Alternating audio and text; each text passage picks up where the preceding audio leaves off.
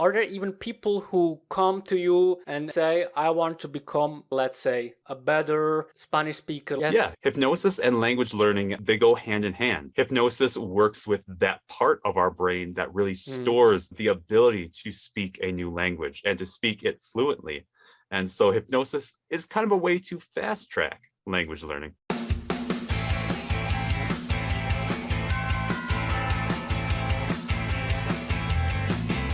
Hello, Doc. It's really nice to see you and to talk to you.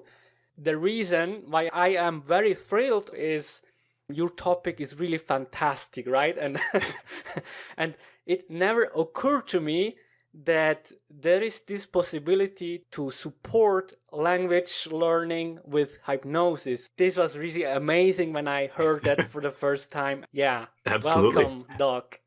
Thank you so much. Thank you for having me. We begin by introducing yourself. Absolutely. Well, my name is Doug Sands, and I am a hypnotist. I help people primarily with weight and anxiety, but I also see some clients for things like confidence and language learning and language retention, both things that can really help us to practice that language and really help to cement that in our neural networks. As this is a language podcast, maybe you could give us an explanation. What does hypnosis mean?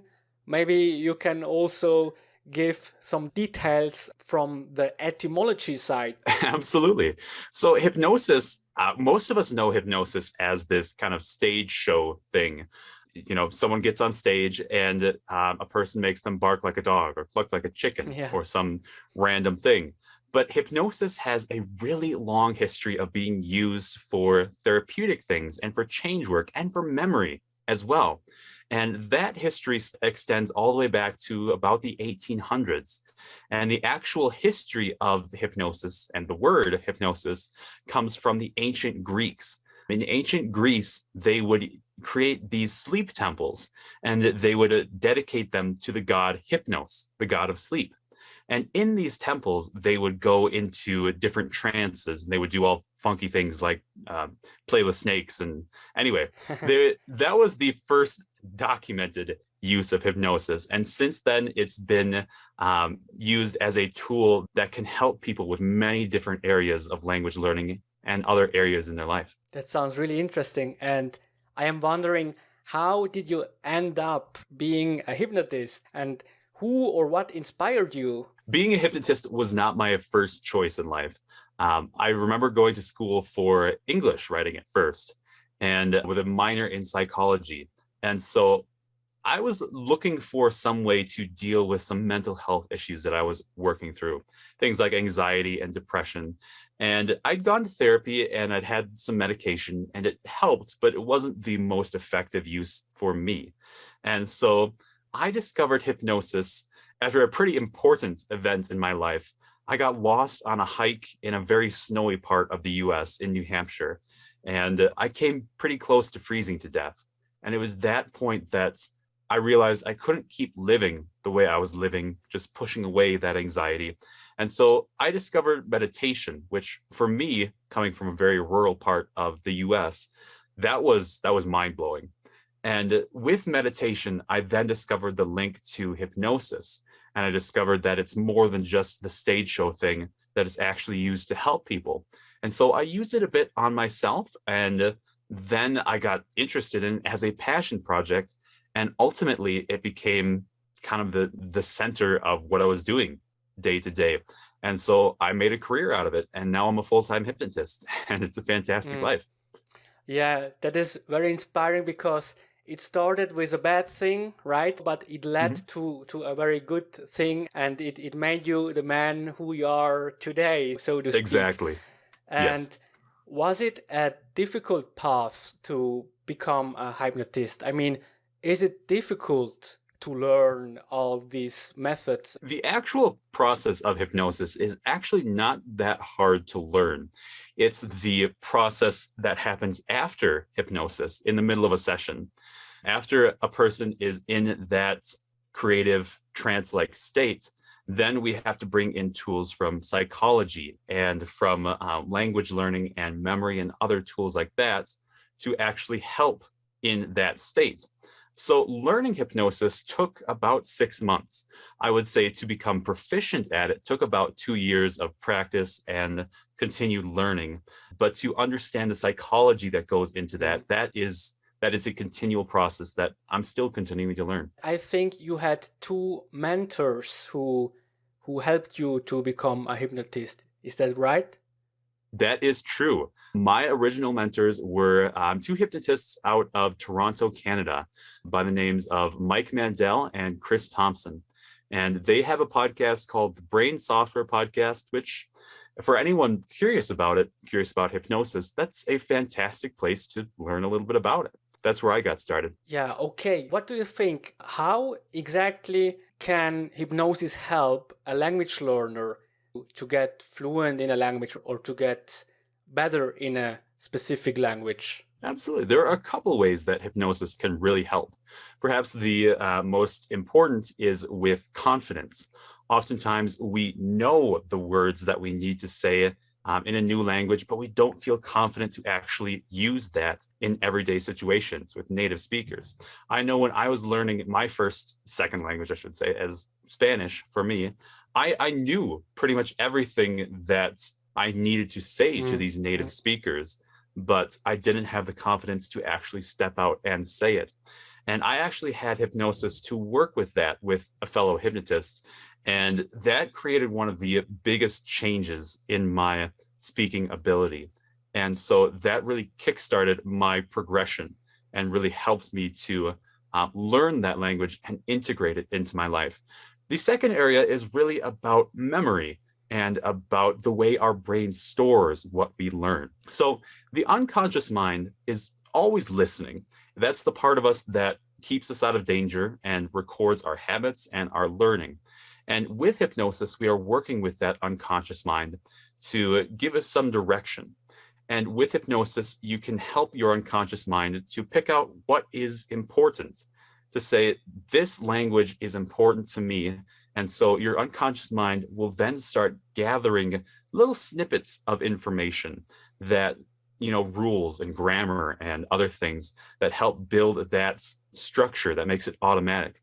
Getting to that point that you're speaking or writing a language and you know that a certain phrase is correct, but you're not exactly sure why it's correct.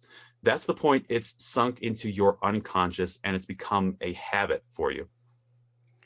So that means that I am not allowed to throw away all my grammar books now, right?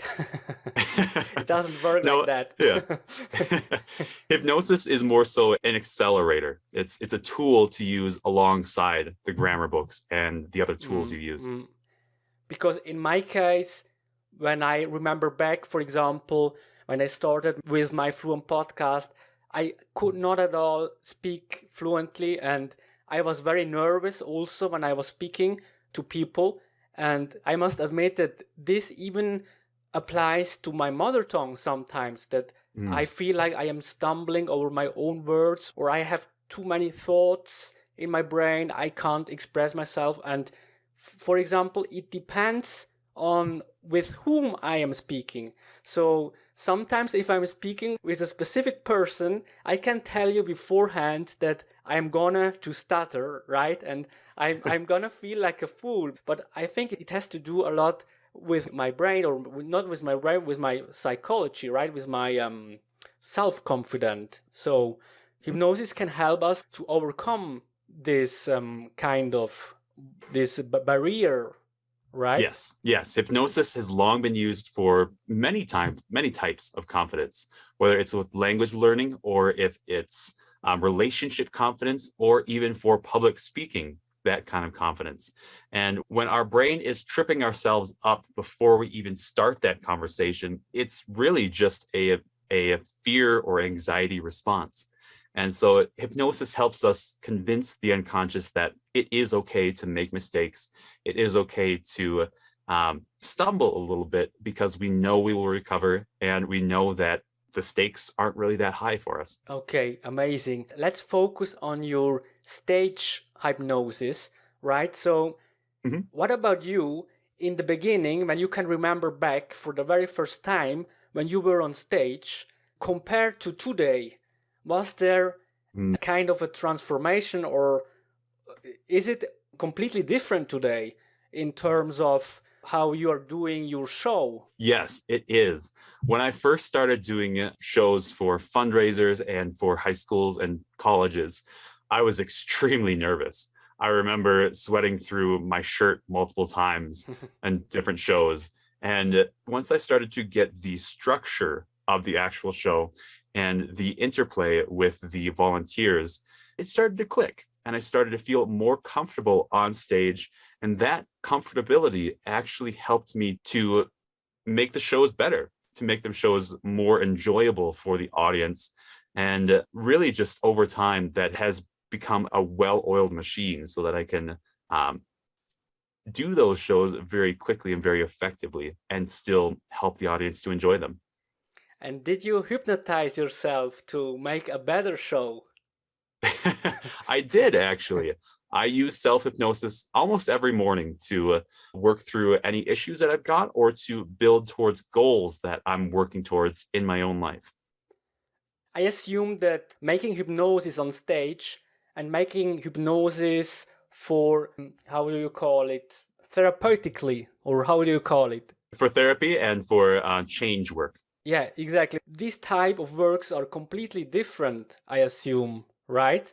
Yes, the actual structure of hypnotizing someone is very similar with both. But what you do after that person is in that trance, in that state of hypnosis, that's the difference. In a stage show, you are simply giving them funny suggestions, whereas in a therapeutic state or in a change work state, you are giving them suggestions that will last for life, that will actually benefit them as they go on after the session. How can we think of therapeutical hypnosis? How many time does it take until the first results kick in? Most often my clients notice some very dramatic results after the very first session. And so hypnosis is extremely rapid when we actually want to make that change. I typically recommend clients come in for 2 to 4 sessions spread out over a month. And after that, the changes are in place and they're going to last for life. Are there even people who come to you and say, I want to become a better Spanish speaker, let's say? Mhm. Is this really possible? Yes. Yeah, hypnosis and language learning, they go hand in hand. Hypnosis works with that part of our brain that really stores the ability to speak a new language and to speak it fluently.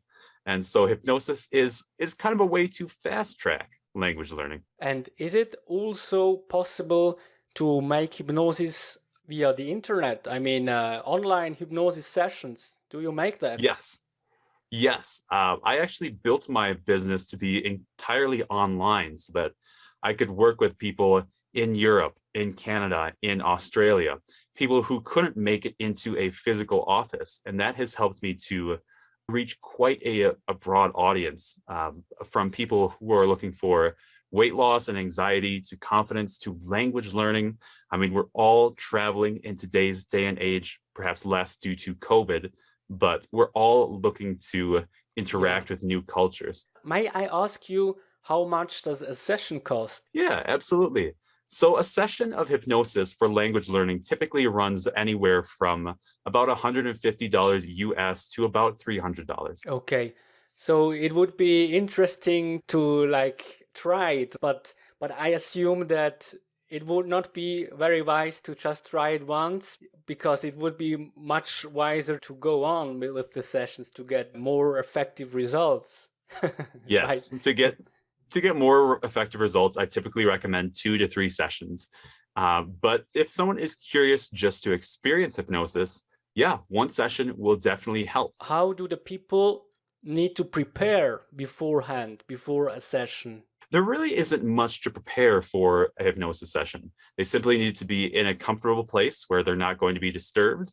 And simply, the most important part is to be willing to change. Because a hypnotist, unlike what many of us believe, they cannot force a change or they cannot force anyone to do anything against their will. A person who wants to change for language learning, they have to be ready to invest in themselves and ready to actually make those changes and experience the life that comes after. This is a really interesting point. So it is not possible to to influence people that they are making bad things, right? I don't Yes. know if you knew about the movie Get Out. It's an American movie, a Yes. horror movie, which I watched, and yeah, it's exactly about that. So so Yes. in real life, that doesn't exist. That doesn't exist.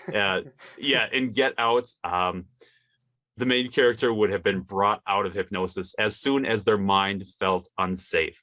So hypnosis is it's an extremely client-led experience, meaning that if the client doesn't feel safe or doesn't want to make these changes, those changes aren't going to happen. Yeah, I see. So could you enjoy the movie nevertheless? Or I enjoyed the movie. I had to suspend my disbelief, but it was enjoyable. Okay, perfect. You mentioned that you were learning Spanish as well. Mhm.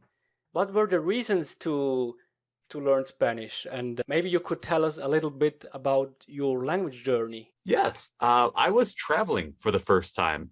Over here in the US, people don't travel internationally very often. And so when I stepped out, I first went to Mexico, which is just south of us, and I fell in love with traveling, as many of us do. And so I traveled extensively around Latin America, and I traveled to places that aren't quite as touristy or where people don't speak English as often. And I realized I was I was able to communicate the basics, how the price of a mango or something, but to actually communicate and to ask directions and just to enjoy my time, I wanted to learn a little bit of the language so that I could at least get around. And what are some tips and tricks you would give to other learners besides of taking hypnosis? What worked for you? What worked for me is doing a small amount every day. When I first started out, I used to do a lot of practice, a couple times per week, and I would get burnt out. I would not have the energy to sustain that. And so just doing 15 minutes a day of language learning, it didn't seem like much, but over time, it really helped keep that language fresh and keep it moving forward for me. Would you also recommend to meditate on a regular basis? I do. I personally recommend it. I personally use both self-hypnosis and meditation every single day. I think they help to regulate my mental states. And with meditation and language learning, that meditative state can really help you to stay calm in those situations where you might not have a full grasp of the language, but you can stumble your way through it and still be okay. I was wondering, do you have a favorite expression in English? I do. I think my favorite expression is the phrase, you can have your cake and eat it too, meaning that you can enjoy whatever it is that you're enjoying and you don't have to feel guilty for it. You don't have to feel bad about enjoying it. You can simply have essentially the best of both worlds. Yeah, I love that one. That is cool. Do you have any expression in Spanish maybe that you like very much? I think my favorite expression in Spanish is pan comida, which means eaten bread, which is a way of saying it's as easy as eating bread. It's kind of their way of saying it's a piece of cake. And so when I first learned that, I had no idea what it meant. And now it's something that I just drop into everyday language. Great. Thank you very much, Doug. Absolutely. And maybe you want to mention where we can find you? Yeah, absolutely. If you're curious about hypnosis, I encourage you to check out my own website, Anywhere Hypnosis. I built Anywhere Hypnosis to be available for anyone, any language speaker, or anyone looking to learn English as well. And they can find that at anywherehypnosis.com. Great. Thank you very much. And you mentioned another podcast. My question is, why did you not create an own podcast? I've been looking into creating my own podcast, and it's something that I've been interested in a while, and I'm just looking for the time at this point. Do you have any favorite podcasts which you're using for meditation or maybe other fields that you like that comes to mind right now? I really enjoy the podcast by Headspace for meditation. And I really enjoy a couple of different Spanish speaking podcasts. One is the Duolingo podcast, a classic. And another is, I think it's Learning Spanish Rapidly, I think so. I also love the Duolingo podcast because every episode there is another story from people from Spanish-speaking countries. And it's really interesting because we get to know other cultures or about a story of other people. And this is right up my alley. Yeah. Absolutely. Yeah. I agree. So thank you very much. It was a pleasure to have you here. And yeah, thanks. It was really great, Doc. Absolutely. Thank you so much for having me. Have a good day. Bye. Bye, Doc. Bye. Bye. Thank you very much, Doc. I don't know exactly how do I pronounce dog? Is it dog? Dog. Douglas. Okay. I assume that making hypnosis on stage and making hypnosis for how do you call it? Let me see. Therapeutically, or how do you call it? For therapy and for change work. How can we think of therapeutical hypnosis? Therapeutically. I wish that this drug were available therapeutically. Absolutely. This song is called Hot Shot and it comes from Scott Holmes, a fantastic musician. And by the way, I have made a video version of this interview as well, so check it out on the My Fluent Podcast YouTube channel.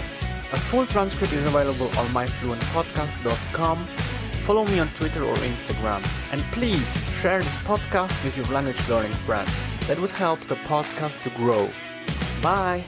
You can have your cake and eat it too.